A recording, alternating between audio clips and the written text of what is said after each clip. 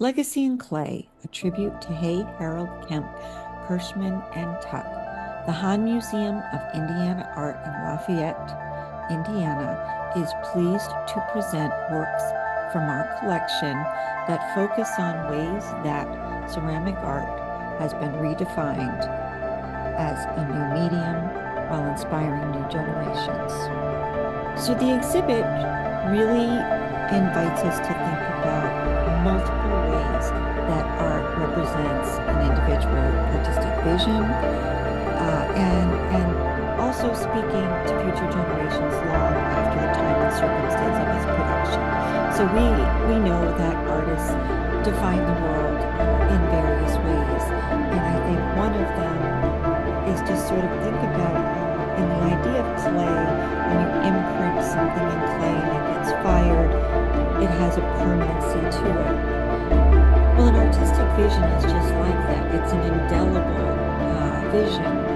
It imprints itself as well and begins to redefine not only how we think about art, how we think about art in society, but also how new generations of young people and artists will continue to build on what has come before. So these 5 artists, to give you a little context, all grew up in the Cold War era and really in a post-industrial society. Why is that important? Because if we think about that time in history, there was so much going on. We had come out of one war. We had Kennedy putting men on the moon. We had so many really significant things happening. And so these artists really marked this kind of tension. And so some of the things we see, not just by the 5 artists here, but by artists in general during this time period, are, responses to the technological advancements, political unrest, cultural shifts. And really, we begin to see a new kind of work that is conceptually bold, but also material innovative. So let's think about what that means. This very idea in painting and ceramics and all of the medias, it became a way that artists were trying to push that media to its limits, to redefine how their expressions, how their messages can best be heard or expressed by being able to push those limits of what the art materials themselves were able to produce, as well as their own skill. So ceramic artists have a particularly interesting role in all of this because for so many years, like think about ancient times, really all the way, on up, uh, we've thought about traditional pottery and this sort of idea that it's functional and artists, ceramic potters, if you will, create works that are about utility. So we can use them, we can eat off of them, things like that. And so this movement in this time period really began to break out of that sort of more narrow definition. And now we begin to see really expressive kind of sculptural forms. But in addition to that, as you look at the 5 artists in the show, also be thinking about how it's taking this very idea of utility, and we see things that could 100% be used as a vase or as a platter, but through the way that they have been created, you really could not use it in a utilitarian way, or maybe would not want to because of how that form has been created and presented by the artist. So we're also going to see in this exhibit a lot of new processes, particularly during these lives of these artists. So you'll see things like hand building, which is a technique where artists have rolled out slabs of clay, they cut them to size, they will do something that is called using scoring and slip, where they join pieces together to then be able to create forms. You also then know what forms look like when they're on a traditional pottery wheel. But what we start to see with the work here is there's a lot of innovation that's happening. And so as we go through the following slides, I'm going to talk a little bit about where we see that. And that will give us kind of maybe another way to think about this sort of bridge that's happened between one generation and how much has changed in where we are today. So as you look at the work, it's about appreciating ceramics as a fine art, not just a craft, although there's no mistaking that it takes an extremely high amount of craftsmanship, if you will, to create these works. So because this show is also about paying tribute to these artists, we will then sort of conclude by thinking about their this sort of permanent mark that they've made. Okay, so the first artist we're going to look at is Dick Hay. And Dick Hay created a number of very sculptural works. He has in some ways been dubbed the, quote, T.C. Steele ceramic artist of Indiana. And there's a wonderful story that Haan, museum founder, tells about visiting Dick Hay's studio with her co-founder and husband, Bob Haan. And this sort of way that Dick Hay's work pushes the boundaries. So if we look at this platter with these mugs, for example, it kind of invites us to sort of say, well, that's utilitarian. Is it like, a party? We can take one of these mugs and fill it and drink it. It certainly looks like we could. And yet Ellie tells the story of being in Dick Hay's studio and saying, could you eat off of that platter? And Dick saying, quote, would you eat off the Mona Lisa? And I just love that story because in so many ways, Ellie has talked about how that really began to redefine the way that they thought about ceramic art, and it influenced the pieces they began collecting. So in the Haan collection, when you look at the ceramic art, these particular pieces in this show really talk about how not only the field has changed, but also the pieces that they began collecting have evolved. So this piece here by Dick Hay is especially important. And, when we think again about the introduction that I made here, it's really kind of contemplating when you have something like this, we see a lot of things at play, and it's inviting the viewer to begin to make some kind of connections and impressions, if you will, in and of themselves. So what we have here is called the women's sandwich double decker. And so you have, if you will, a piece of bread on the top, some ingredients. You can see the bottom piece of the sandwich.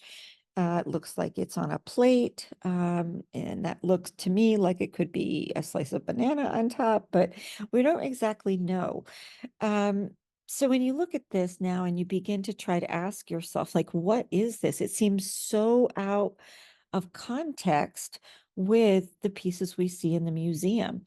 So learning to look at art invites us to think about what are the clues that we're seeing. And so in this particular piece, the thing that I find most telling is if you look at this sort of top piece of quote unquote bread, it looks like this sort of light pinkish striped pattern with the little blue flowers around the edges. And, it absolutely speaks to the idea of, is this an apron? Is it a dress? It clearly has a feminine feel to it. So when we think about the title, we know that this is somehow uh, a response to or a statement of, or the meaning has some sense of a femininity to it. So then now some of the questions are, what is this sort of silver edging to it, or this kind of high, gloss chrome that we feel? And then inside of it, we have this sort of all these yellow forms, and they look mechanical. They look like they could have anatomical kind of features to them, but there's a lot to what's inside that sandwich, quote unquote. So in terms of process, we see what I think, the artist casting and molding ceramic forms that are then highly glazed. That in and of itself begins to speak to an industrial process. I think you can't help but, at least for me, when I think about cars in the 50s, and that sort of high gloss chrome bumpers, if you will, I see a reference to that. And then it's served on a plate. There's clearly a domestic reference as well. And so when we think about the introduction here, there really is a pushing of all of the boundaries in this one piece. Now, the story about the women's club sandwiches is something like this, where Dick Kay was presenting one of his female forms. There's one in the show on the second floor at the Haan Museum on display, and it was not perceived well by the women who attended the show, and it triggered a protest by the women, which then encouraged Dick Kay to create a protest of his own. And so began a series of works that were in response to the response, if you will.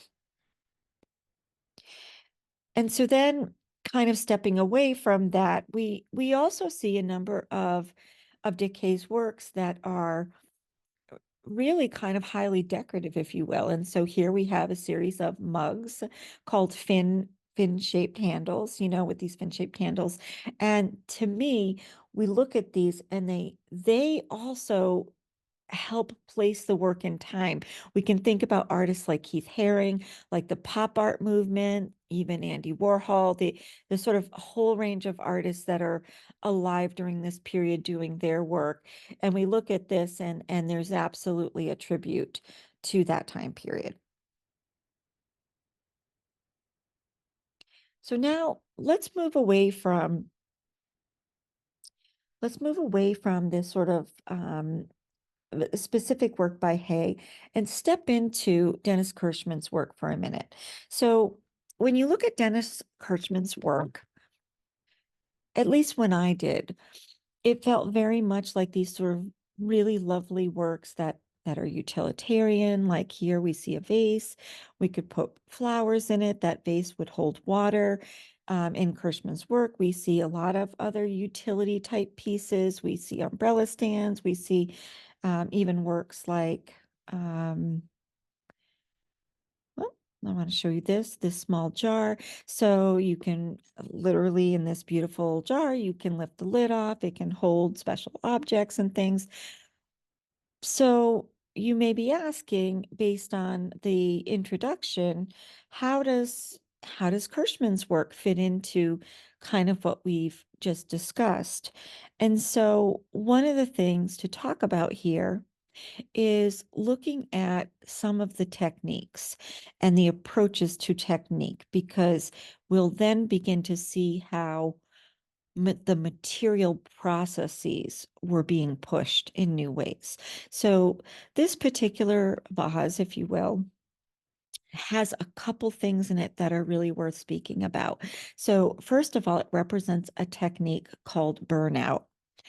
And that is not the burnout we feel sometimes when we work too many hours, but in fact, a ceramic technique where here you see an example of an organic material that's pressed into the clay.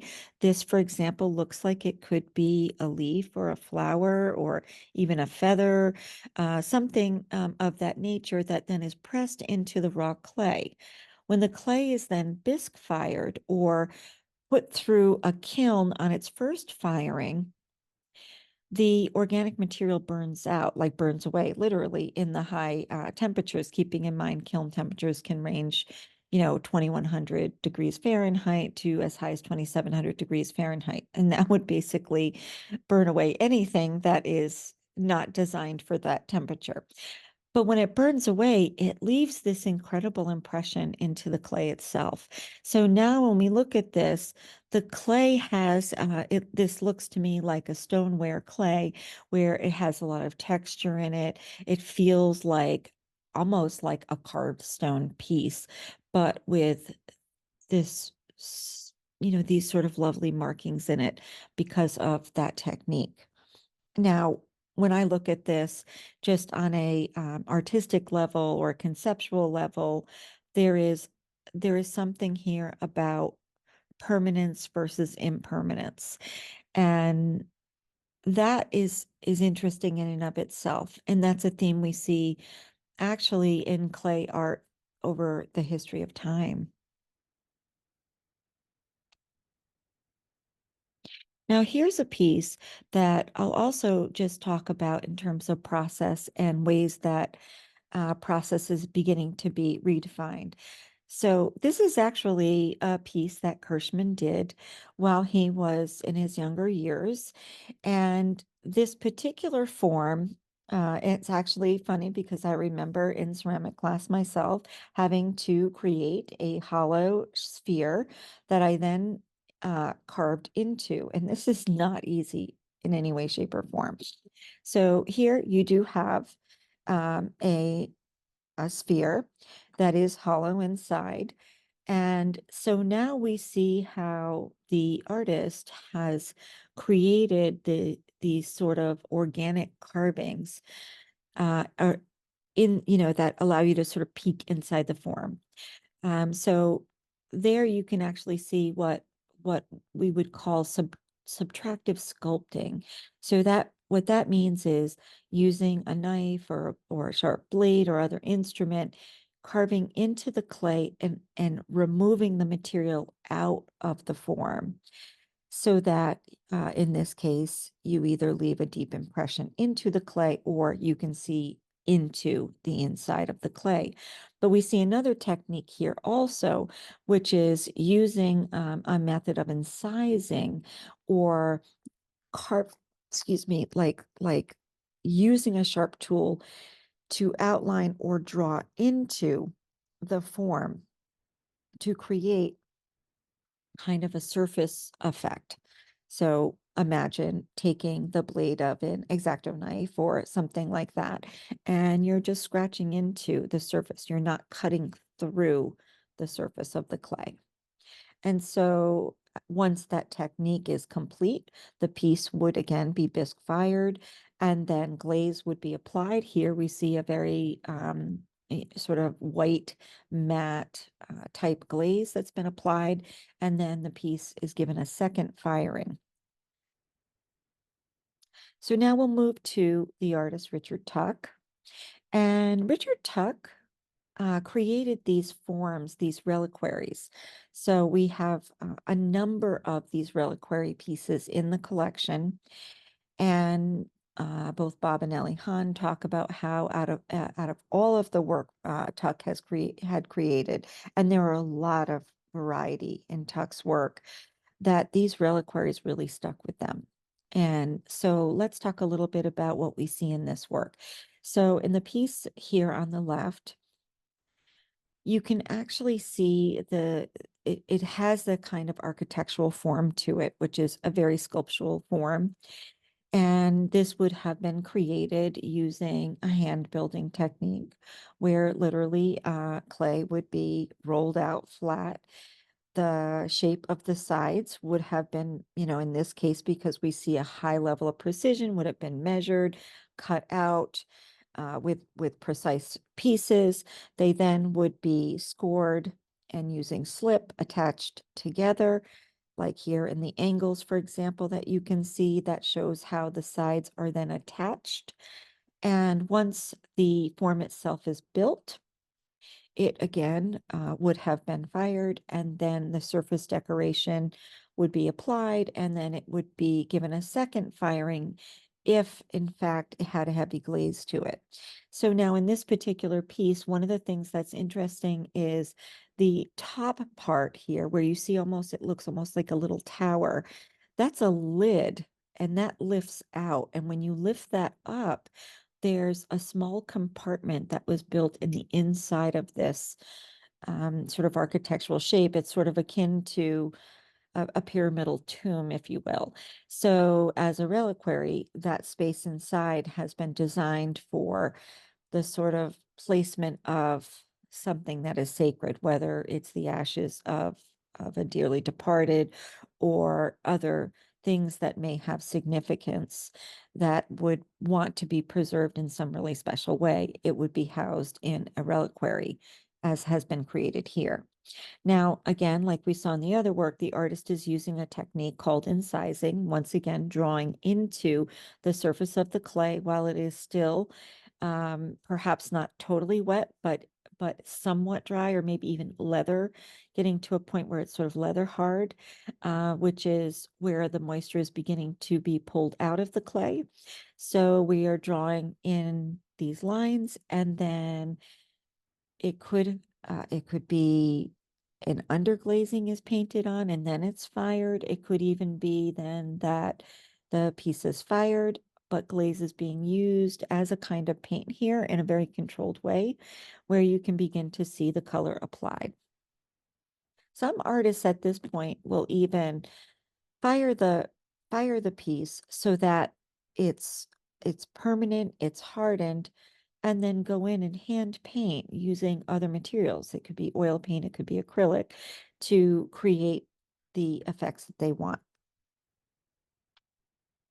So here's another example of a reliquary, but I like to show in this piece something else. When you look at the corner here that's facing closest to us, you can actually see it looks like a stencil has been pushed in to create the shape of what to me I see as kind of the profile of a very abstract bird shape.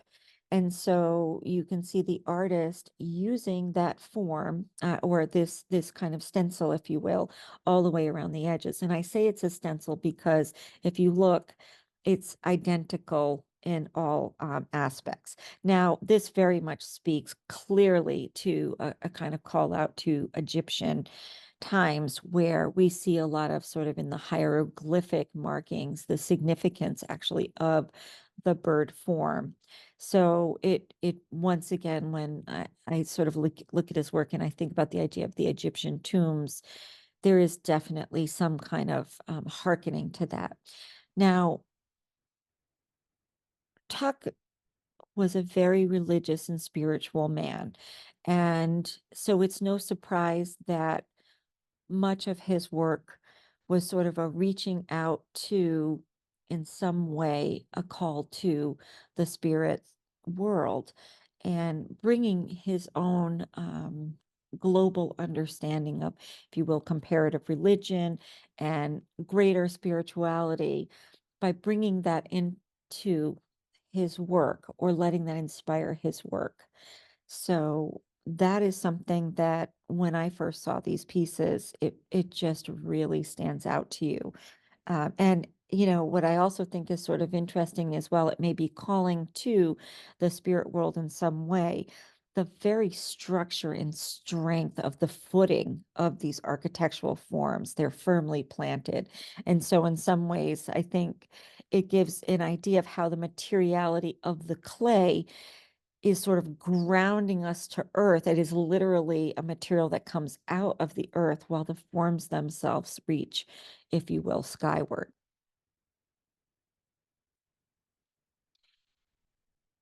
But it's not just in these reliquaries that we see. We also see pieces like this. This is a bottle, if you will, that was created.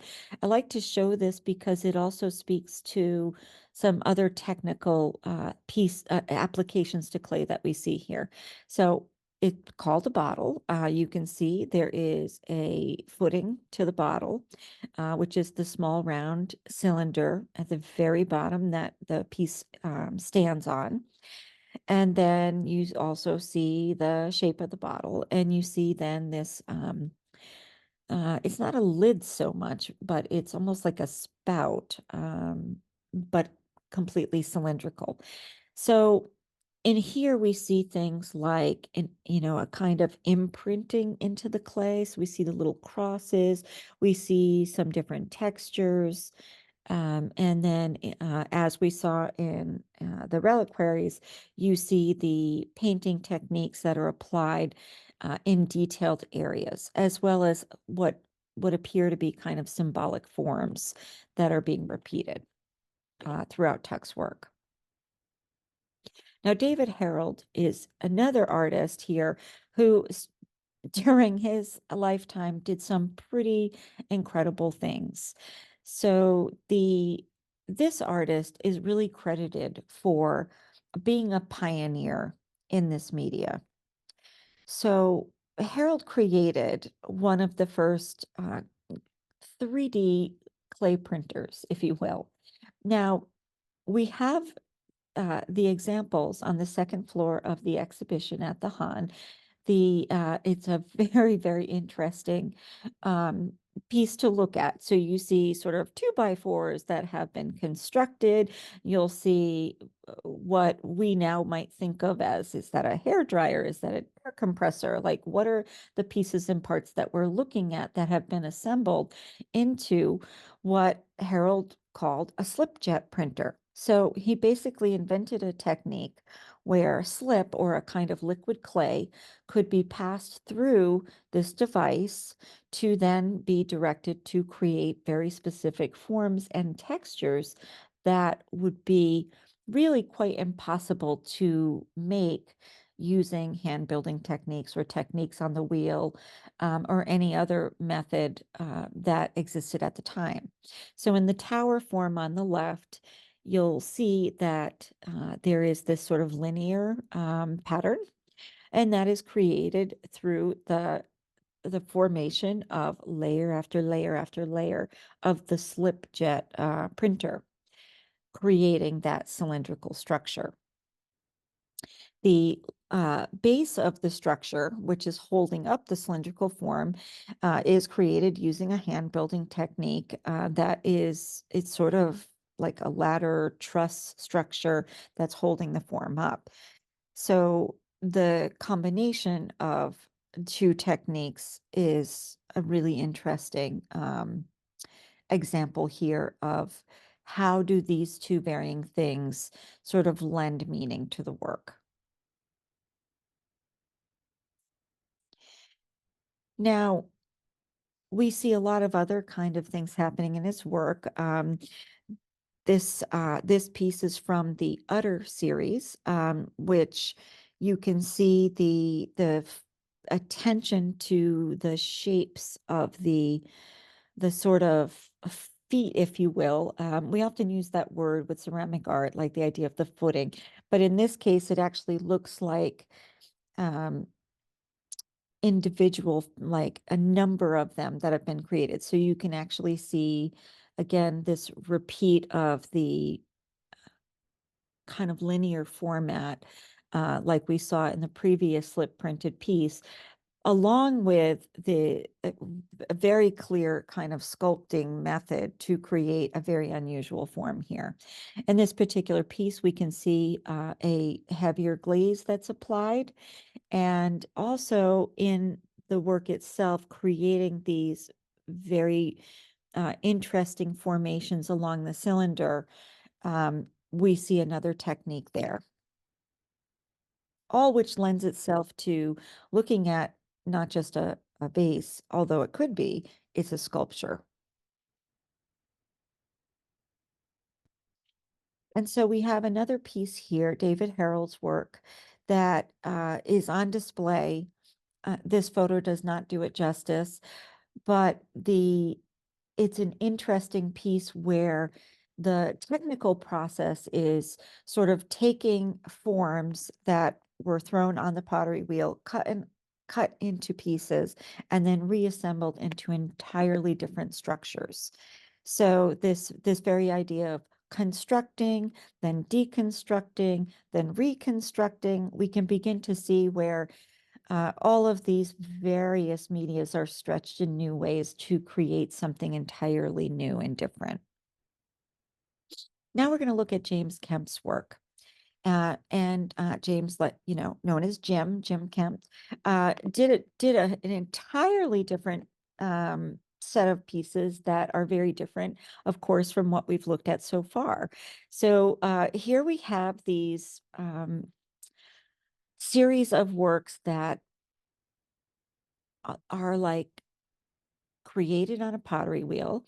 You can actually tell because when you see the cylindrical form in front of us, this sort of pointy spike, if you will, it is hollow on the inside, and it's created through using the actual motion of the pottery wheel to be able to stretch and pull up that form.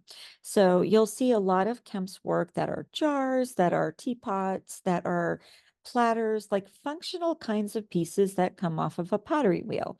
Now, it's the surface treatment, not only is it the very unique forms that he creates, which, look straight out of a kind of sci-fi novel, if you will.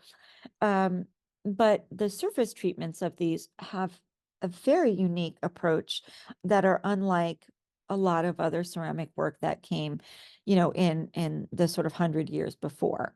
So Kemp is using a technique of airbrushing that allows the glaze or the finished colors to be applied in these really sort of uniquely graduating kind of ways. So here you see the sort of yellow, which goes into the orange, which goes in, so it's like this method of being able to stretch these colors along a form. And here you can see it's a highly textured form.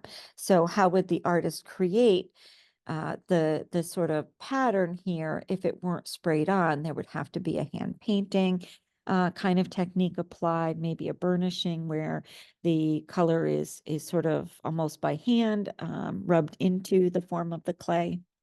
So in this particular form here, this is an absolutely lovely piece. We see a few things happening. Number one, you can see what a master on the pottery wheel this artist is. It has the perfectly cylindrical footing to it. It has the lid that is absolutely perfectly fitting and remarkably designed to accentuate the body of the jar or vase. So here you can see it isn't just light playing a trick here. We actually see darker oranges or almost reds that are sprayed across the surface ever so subtly into the sort of more yellow, light orange pieces. And it creates this incredible impression of dimensionality of again, kind of almost planet-like, when we think about how planets are depicted. But then in here, we also see this diamond shape, right? So that would be a stamp of a diamond that's impressed into the wet or slightly hardening, or not wet, it would be hardening clay that it's pressed into, and then hand painted, probably with a brush of a glaze inside those diamonds. In conclusion, we have learned a lot about how these five artists have approached work in new and different ways. We've seen a lot of experimentation in terms of material. We've seen a lot of various ideas that help us really think beyond the idea of the utilitarian pot, that have us thinking more about ways that even a utilitarian piece can push the boundaries of materials and methods. And so what we really have is a call to new generations to think about ways that, for example, the slipjet printer now is, we have 3D printers, but we have 3D printers that are capable of printing clay in much larger formats that are now used in industrial techniques. So mass production of form through 3D clay printing is now possible. So there is so much innovation that happened during the lifetime of these artists, and it's so evident in their works that it invites us all, I think, to ask ourselves questions about, well, what were the sort of movements that were happening, in our lifetime? What were the technological advancements that we saw? What is the kind of art that we appreciate, and what was significant about that art and those artists during their time frame when they were alive? So as you see this work and you go through the presentation and visit the exhibition, we invite you to think about these things, because that is what art does. It invites us to ask deeper questions while feeling inspired. So to the families of Hay, Herrold, Kemp, Kirchman, and Tuck, we at the Haan Museum of Indiana Art say thank you. Thank you deeply for sharing the work of your loved ones with us. And we hope everyone will appreciate and enjoy the experience of this work. Thank you.